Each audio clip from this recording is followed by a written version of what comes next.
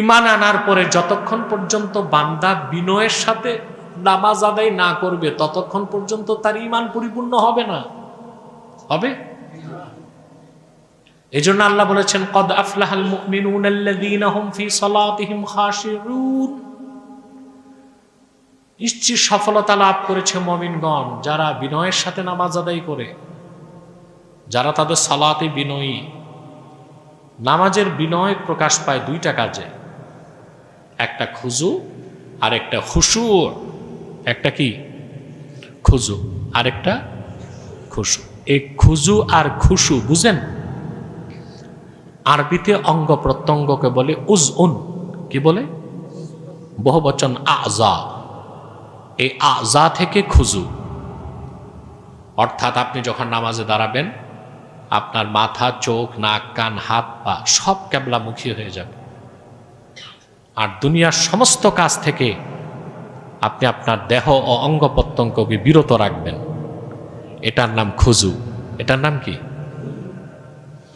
আর খুশু হচ্ছে তাকবীর তাহরিমা বাঁধার সাথে সাথে দিলটা আল্লাহমুখী হয়ে যাবে,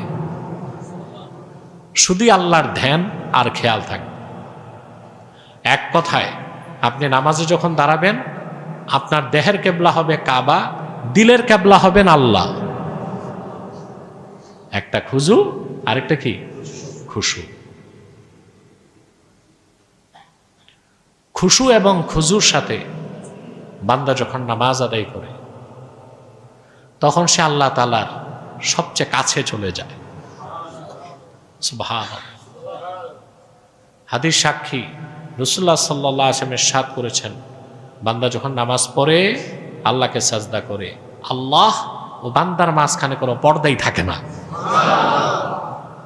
এই খেয়াল নিয়ে, এই ধ্যান নিয়ে সালাত আদায় করলে ওটা হবে বিনয়ীর নামাজ। আল্লাহ বলেছেন, নিশ্চিত সফলতা লাভ করেছে মুমিনগণ যারা বিনয়ের সাথে নামাজ আদায় করে। বিনয়ের সাথে নামাজ আদায় করার জন্য আপনাকে নামাজে ঢুকতে হবে। আর নামাজে তো ঢুকতে পারেন না আপনারা, কারণ জান্নাতের চাবি নামাজ, নামাজের চাবি ওযু। তা আপনার তো ওযুই ঠিক হয় না, সেজন্য আপনি নামাজই ঢুকতে পারেন না। আপনি থাকেন নামাজের বাইরে, মানুষ দেখে নামাজ পড়তেছেন কিন্তু ওযু ঠিক নাই, নামাজে ঢুকতে পারলেন না। ওযু ঠিক, নামাজ ঠিক। নামাজ ঠিক, জান্নাত নিশ্চিত। সুবহানাল্লাহ। আপনি সব আমল করলেন, দান, খয়রাত, সদকা, সত্যবাদিতা, আমানতদারি, সততা সব ঠিক রাখলেন, নামাজটা নাই। এর মানে আপনি সব সাবজেক্টে পাশ করছেন, শুধু গণিতে ফেল। গণিতে সুনান তিরমিজির হাদিস, রাসূলুল্লাহ সাল্লাল্লাহু আলাইহি ওয়াসাল্লাম ইরশাদ করেছেন, আউয়ালু মা ইউহাসাবু বিহিল আবদু ইয়াউমাল কিয়ামাতিস সালাহ। সর্বপ্রথম কিয়ামতে বান্দার যে আমলের হিসাব হবে তা হচ্ছে সালাত, নামাজ। নামাজের হিসাবে যে পার পেয়ে যাবে সব হিসাব তার জন্য সহজ হয়ে যাবে। আর নামাজের হিসাবে যে আটকা পড়ে যাবে, সব আমল ঠিক থাকলেও জান্নাতে যেতে তাকে বাধা প্রাপ্ত হতে হবে। আমরা বিনয়ের সাথে নামাজ পড়বো তো ইনশাল্লাহ। এই বাক্যটা মনে রাখবেন। নামাজে দাঁড়াবেন, দেহের কেবলা হবে কাবা, দিলের কেবলা হবেন আল্লাহ। দুনিয়াবী সমস্ত খেয়ালাত থেকে মন মস্তিষ্ককে পবিত্র রেখে আপনাকে নামাজ শুরু করতে হবে। গোটা সৃষ্টি থেকে সম্পর্ক ছিন্ন করে ফেলতে হবে রুহানিভাবে। এই তাকবীর তাহরিমা বাঁধেন না আপনারা? এটাকে তাকবীর তাহরিমা কেন বলা হয়? এই তাকবীর বাঁধার সাথে সাথে দুনিয়ার সমস্ত কাজ আপনার জন্য হারাম করে ফেলেন আপনি, ঠিক কিনা? কিছু করা যায় অপ্রয়োজনে? শরীর চুলকাবেন, তারও মাত্রা আছে। অনেকে তো বিরতিহীনভাবে চুলকাতে থাকে। কেউ নামাজে বাঁকা দাড়ি সোজা করে, কিছু বেকুব নাকের খুঁট বের করে দেখে। আর এখন তো বড় ফেতনা, মোবাইল মোবাইল বেজে উঠে নিজের নামাজটা মনোযোগ নষ্ট করে, আশেপাশের মানুষের নামাজের মনোযোগও নষ্ট করে। মসজিদে ঢুকার সময় তো উচিত মোবাইলকে একেবারে বন্ধ করে নাও, ঠিক কিনা? আর আপনাদের মোবাইল টোনগুলো তো ভালো না, রিংটন সারেগামা দিয়ে ভরা। মসজিদের পবিত্র একটা যে আমেজ, মানুষের মধ্যে যে একটা পবিত্র মানসিকতা, এটাই আঘাত করে, ঠিক কিনা? অবশ্য অনেক গরম মুসল্লি আছে, ধরে মায়ের শুরু করে, এটা করা যাবে না। তাকে বুঝাতে হবে। কি করতে হবে? নাসিহা করতে হবে, বুঝাতে হবে। তাহলে আমরা বিনয়ের সাথে নামাজ পড়বো তো? বিনয়ের নামাজ ইমানদারের নামাজ। কার নামাজ? আপনাদের মধ্যে অনেকে নামাজে ঢুকে ব্যবসা, চাকরি, দোকানের হিসাব নিকাশও করেন। আমি একটা গল্প শুনছি,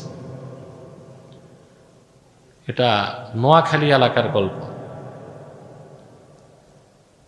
এশার নামাজের পর দুই দল মুসল্লি দ্বন্দ্বে লিপ্ত হয়ে গেছে।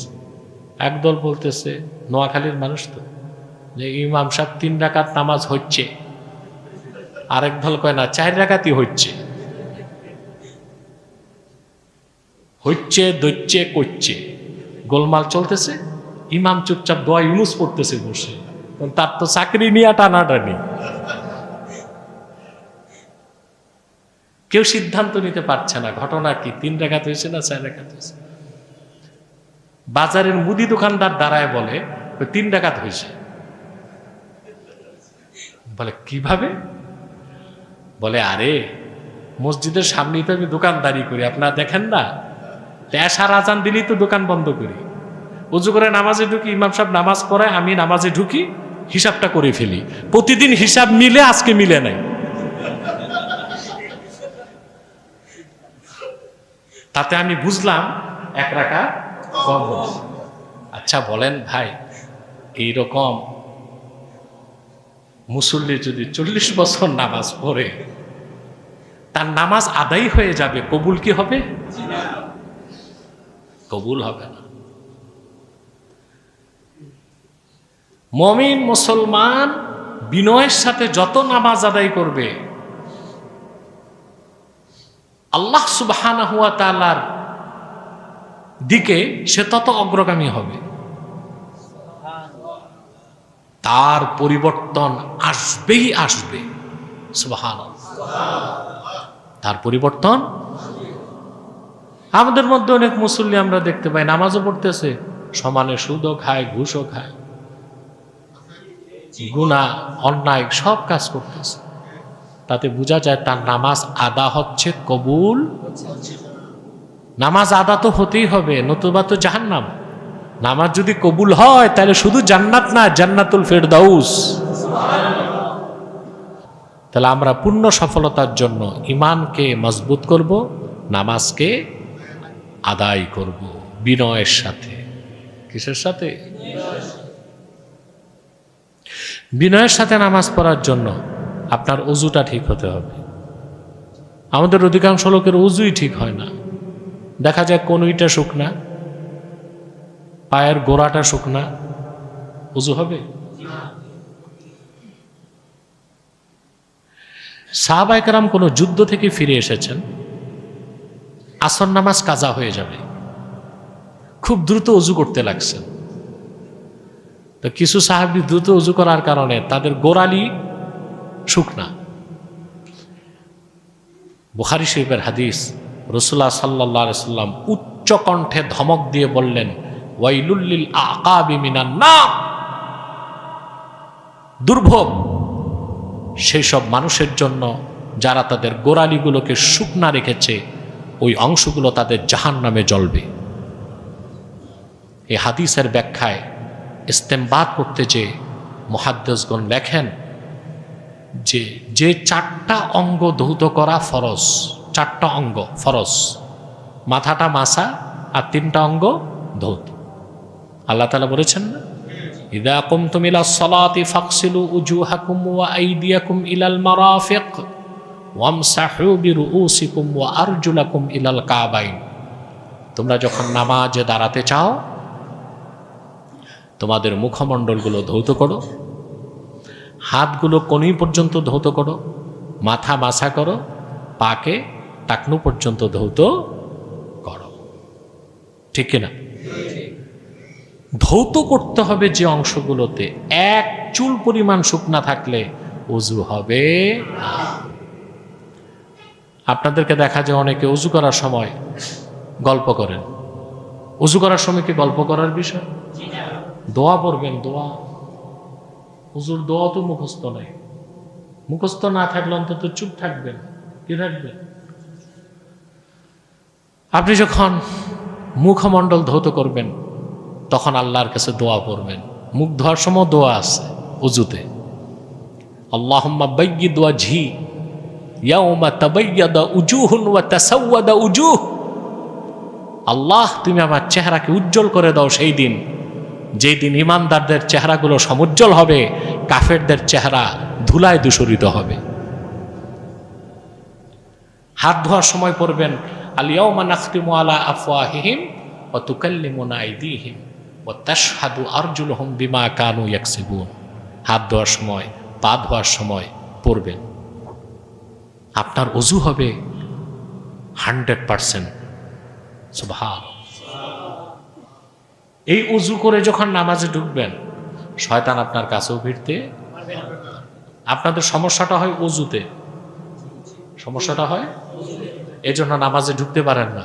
আর নামাজে ঢুকেন না বলে নামাজ পড়াকালীন সময়ে আল্লাহর ধ্যান খেয়াল থাকে না, তখন নামাজের বাইরে সব চিন্তা এসে জমা হয়।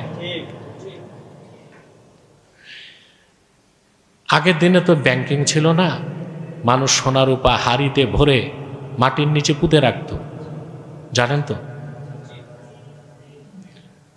এক ব্যক্তি সোনার হাড়ি কোথায় পুঁতে রাখছে তার আর মনে নেই। সে ইমামে আজম আবু হানিফা রহমতুল্লাহর কাছে আসলো, এসে বলল, হুজুর আমার মাটির হাড়ি যে কই রাখছি খুঁজে পাই না। ইমাম সাহেব বললেন, ঠিক আছে আমি একটা ব্যবস্থা দিই, তুমি উজু করে 2 রাকাত নামাজ পড়বা, সালাম ফিরাবার আগ পর্যন্ত কোনো চিন্তাই মনে আনতে পারবা না। ও ব্যাটা তো উজু কি গোসল করে নিস, ওর তো দরকার সোনার হাড়ি। এখন নামাজে দাঁড়াইছে, একদম খুশুখুজুর সাথে নামাজ পড়তেছে। 1 রাকাত হওয়ার পরই মনে পড়ছে কোথায় আছে হাড়ি। কোন রকম নামাজ পড়ে দৌড়ে যায়, ইমাম সাহেব 2 রাকাত পড়তে হয় না, 1 রাকাতেই পেয়ে গেছি। তিনি বললেন, নাদান, তুমি যেই এখলাস ও খুশুর সাথে নামাজ পড়ছিলা, যদি সোনার হাড়ির লোভটা বাদ দিয়া নামাজটা শেষ করতা, তোমার জন্য তো জান্নাত ওয়াজিব হয়ে যেত। তাহলে আমরা বিনয়ের সাথে নামাজ পড়বো। কদ আফলাহাল মুমিনুনা আল্লাযীনা হুম ফি সালাতিহিম খাশিউন। নিশ্চিত সফলতা লাভ করেছে মুমিনগণ যারা তাদের নামাজে সর্বোচ্চ বিনয়ী। বলেন সুবহানাল্লাহ। একটা খুজু আরেকটা কি খুশু। খুজু আর খুশুকে সহজে বুঝাইলাম কিভাবে। আপনি নামাজে দাঁড়াবেন, দেহের কেবলা হবে কাবা, মনের কেবলা হবেন আল্লাহ। একটা খুজু একটা খুশু। পারবেন তো ইনশাআল্লাহ?